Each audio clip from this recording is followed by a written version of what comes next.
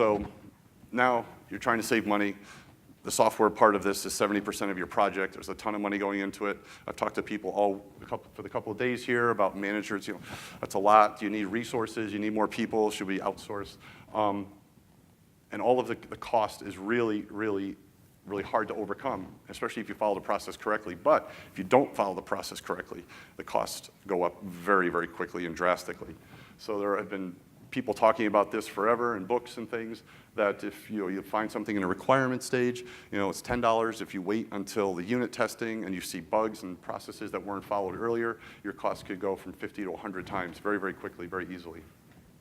And all of these numbers are for IT environments. No one has really looked at just the safety critical environment with these in mind, and we've seen it internally. These numbers easily can be doubled if someone has not followed this process and come to us to say, can you fix this for us? So again, depending on where in the process you start to follow the process correctly, early on, you can fix things relatively quickly and cheaply. But the further down the line you go towards IV&V and submission, it's off the charts. I mean, you're just really going to do a lot of damage to your bottom line. Now you have to start questioning if your business model for this device made any sense at all. Again, it can completely go away and if you follow the process correctly. Thank you for watching another snippet from my presentation at the Medical Device Conference in Chicago.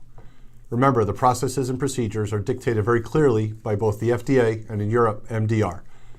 General Digital is here to support you if you need your product to market faster, safer, and with less cost. Thank you. Contact me at the number or email on the screen.